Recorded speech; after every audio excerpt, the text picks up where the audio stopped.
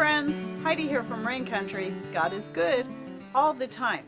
And it's time for another garden update. Now, just so you know where we're at, today, the day that I'm shooting this video, is July 24th. So by the time you're seeing this, we're probably going to be into the first week of August. So keep that in mind as you're seeing this update. Things are going to be farther along by the time that you watch this. And I'm standing right now in front of the opening that goes down into our main garden. I'm up on our deck, and around me are my blueberries and my grapevines. And so that's what you see here taking over this walkway. Now, believe it or not, I keep pruning these back just to give us room to be able to walk through here. Thankfully, I'm only 5 foot, so it's easy for me to get through here, but anyone taller coming through is going to have to duck quite a bit, because there's a cluster of grapes right there that brushes my head when I walk through there. And anyway, I'll just show you real quick the deck, since I did more of a focus on that on our last update, and then I'm going to take you around just here and there in various places in the garden to show you some of the things that are happening out here. And let's get to it. Okay, we'll start off by doing a close-up to, this is that cluster of grapes that's just right above the opening.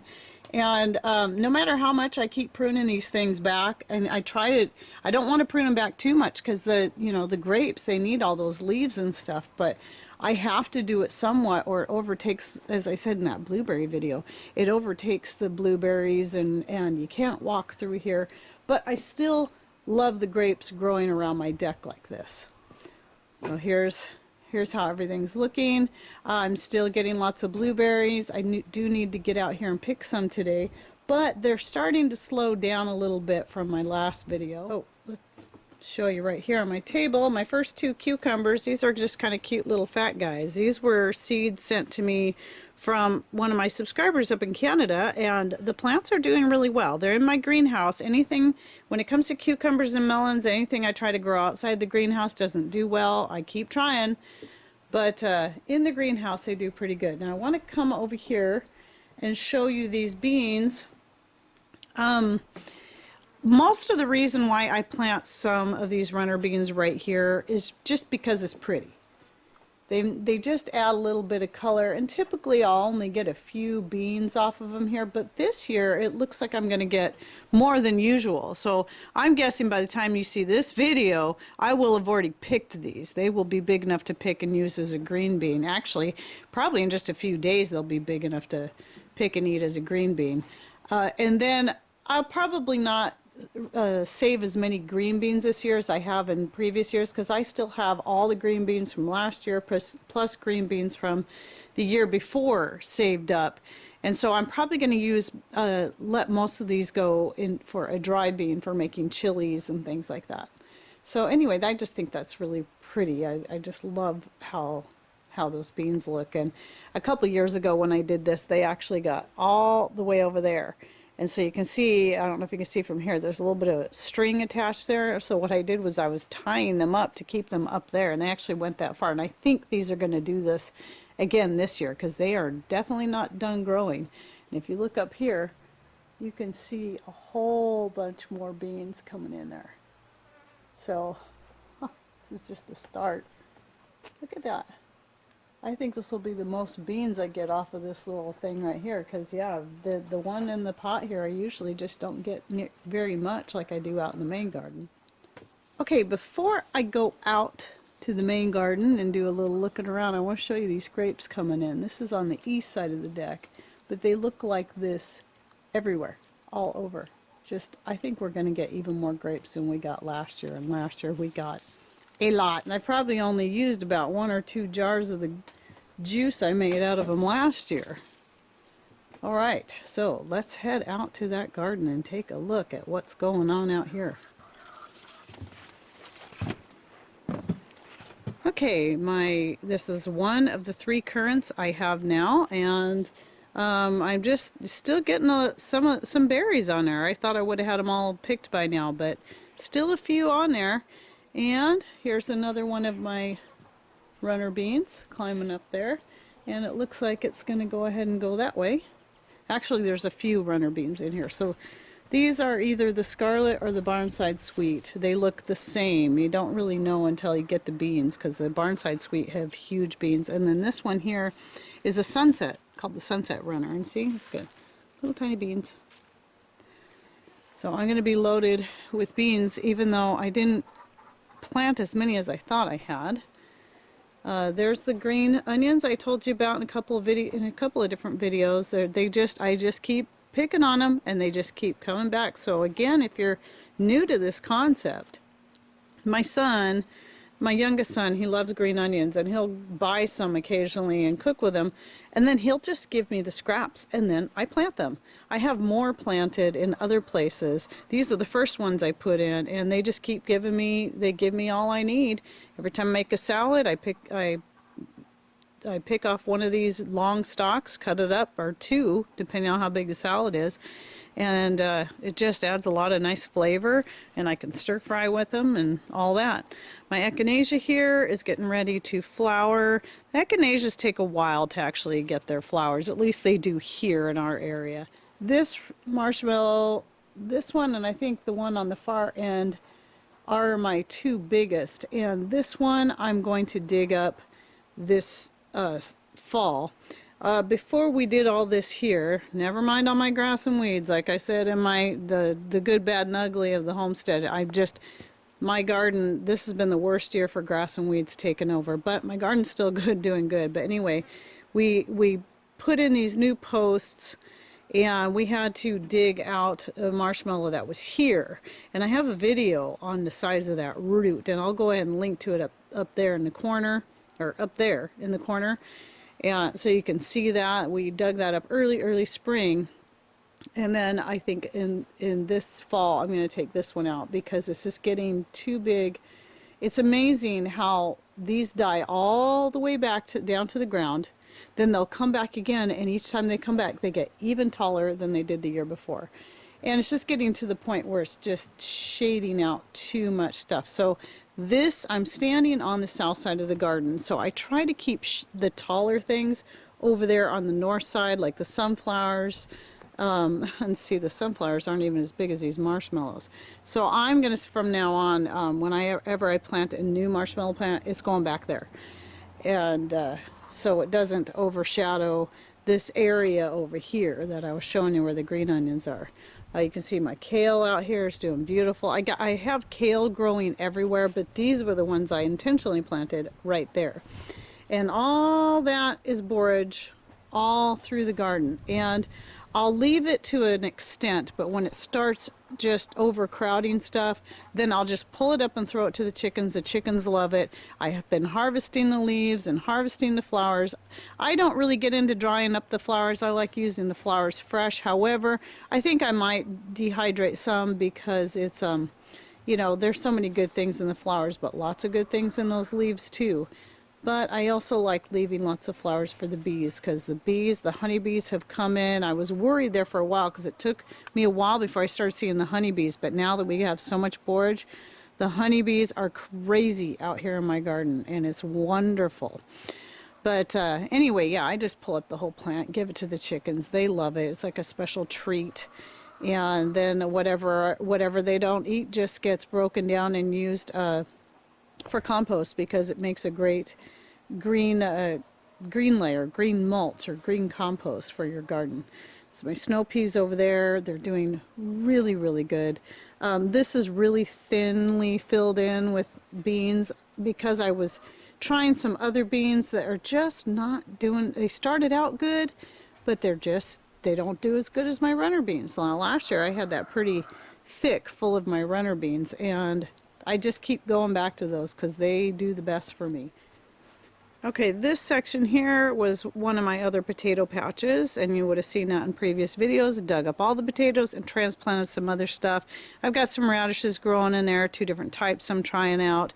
My amaranth I've transplanted over here is starting to take off. Amaranth doesn't really get big until August, so probably mid to late August it'll be several feet tall with really long flowers on it. And I have a video I did last year about amaranth and the benefits, and I'll go ahead and link to it right up here. And let's take a look at these snow peas. I want to show you something that I forgot to say. Now they're starting to hang over. They were way up there until yesterday. They're starting to get too heavy, and now they're starting to droop over, even though, but that's okay because I could not reach the peas anymore.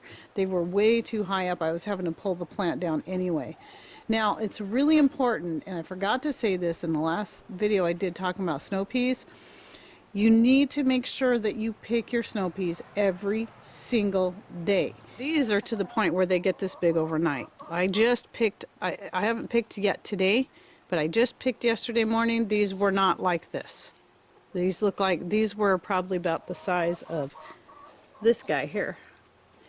And snow peas will, especially as the weather just starts getting nicer and nicer, they will explode. Okay, so now right there you see that one plant that looks like it's turning yellow. You might think, oh, what happened there? It's dying. Well, what happened is, and this is why you have to pick every day and you have to look closely, and it's really hard to see them, is if you're wanting to keep a good production of snow peas, and this goes for regular peas too, you have to pick them every day and pick them before they start wanting to go, you know, get to that point where they're turning into seed and not just a pod. You got to get them before they start drying out, because what will happen is the plant will then go into a phase and say, okay, I'm done. I've made my seed. I'm done reproducing, and it'll just finish up. You don't want it to do that. And so what happened here was and it took me a while to find them when I seen it turning yellow, and I'm like, I'm sure I got all these. No, I found a couple that I had missed, and they were big. They were starting to dry and turn to seed, and I was really kind of bummed because I'm trying to get as many snow peas this year as I can, because I didn't grow any last year. Now right here, there's some more of the sunset runners, because I like to plant the beans. I kind of intersperse them here and there. In fact, next year I'm going to do more of this. I'm going to do beans, snow peas, beans, snow peas. I'm sure somebody will say there's something wrong with that, but that always works good for me. And I just, you know, it fills it in nicer, and then you get all the colors in there, and I love it. And my tomatillos, the tomatillos are doing great. It'll be probably a month before they're ready to pick. They're just getting really big husks on them, and the plants are huge. So I was really happy with the tomatillos last year. They do so much better for us here than tomatoes, and I think the salsa tastes just as good as my red salsa. So I'll be doing these every year, and I'll get more tomatillos this year than I need, but that's fine because I plan on sharing with a friend. Okay, I wanted to come back down to this end because I wanted to show you. These aren't opened up, but I do have a picture of one opened up, and you can see that right here.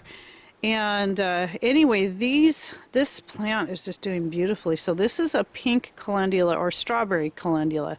It looks more of a salmon color when it opens up, but it's just beautiful. It's just so nice to have just another different calendula to add to my collection. I'm crazy about calendula and all its uses.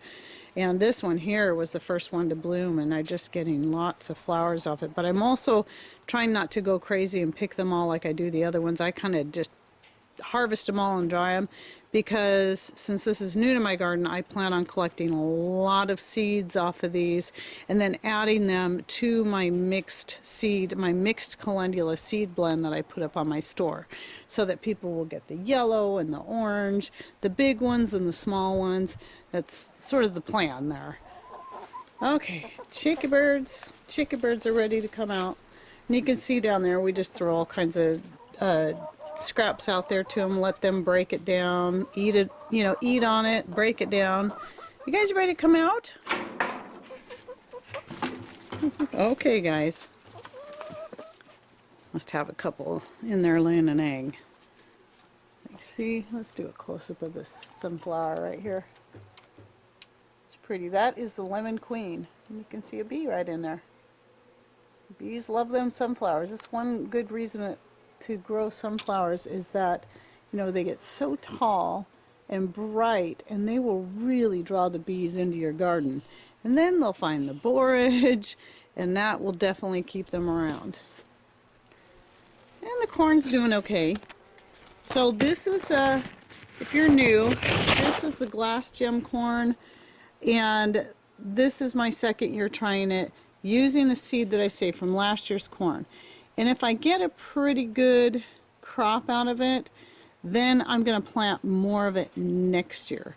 So this is my first year doing this with corn, where I saved the seeds from the previous year, and then I'm planting again to see if I get a more acclimated corn that gives me maybe bigger ears of corn. So the glass gem is basically a dual purpose. You can pick it young and eat it more like a sweet corn, or you can let it sit on there until it dries, and then it's a popcorn. All right, and I'll show you the marshmallow here on the other end, also very tall. It's at least 10 feet. I'm thinking it's looking more like 12 feet now.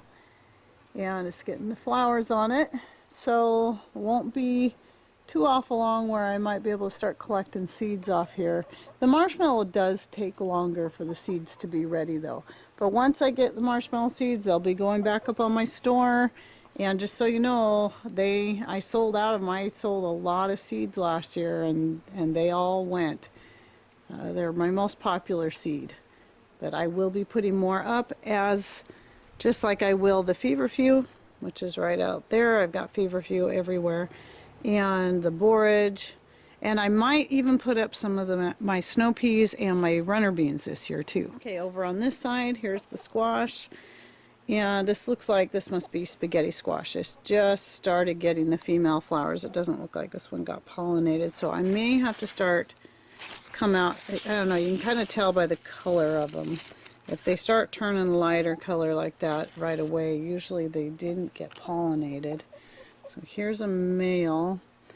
See if I have any female flowers. I didn't keep track of where I planted what. I planted pumpkin and butternut. I'm pretty sure this must be the pumpkin.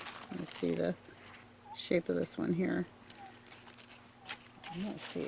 Oh, there's a female flower right there, so I may come out and go ahead and hand pollinate it. Even though we've got bees all over the place, I like to just make sure. So I got a couple of squash going over there. I'm thinking that must be butternut over there, and they're not doing great because it just doesn't get quite enough sun. And even though I started breaking down the potato plants because they're done, just to get them out of the way, it still doesn't get quite enough sun over there. And I don't know if I really want to close this in next year and turn it... Always with a chicken, somebody's always got to lay an egg and interrupt me in the middle. Okay, another rude interruption. What I was saying is I'm not sure next year. We've talked about possibly putting plastic over this and turning this into a second greenhouse. I'm not sure yet if I want to do that. I really like growing my squash on here, but I don't think I'm going to do potatoes in here next year. Okay, there's how the tomatoes are looking outside the greenhouse, and then the tomatoes inside the greenhouse. They're coming along. I've picked one ripe one so far. It takes forever, even in the greenhouse around here, for tomatoes to get ripe. Oh my goodness. There's some more runner beans. I just kind of plant them everywhere. And see, they're going up my lights there. Okay, I want to show you guys something. This is Black Beauty zucchini. It did the same thing to me last year. Year before, it was big and beautiful and lovely, got tons of zucchini. Last year, the plant stayed small, and I got some zucchini, but I just didn't get what I got the year before. And I'm going to take you around front, and I know right now it's shaded because it's still early in the morning and it's being shaded by the snow peas, but zucchinis, I'm finding, don't seem to like full sun. They seem to like a little bit of protection from the sun anyway. So I'm not thinking I'm thinking the problem might be they were getting too much sun out here. They've only just started growing. And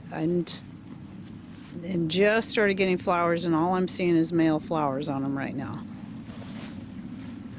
Yep, nothing but male flowers.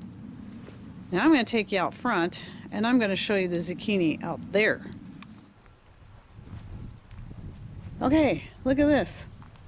Look at this zucchini. It's the same, planted the same time, Same packet of seeds, same type of zucchini, the Black Beauty, which is just usually is just a really wonderful producer and does great here. I'm getting zucchini all over. Lots of female flowers in there. There should be at least a couple about ready to pick. Look at that one there. I'll let it get a little bit bigger. I don't like them to get too big. I think they taste better when they're smaller. But anyway, can you believe that? Huge difference. Now I think part of the thing is we got, you know, lots of horse poop here this year, but we weren't able to get the horse poop for the rest of the garden like we normally do.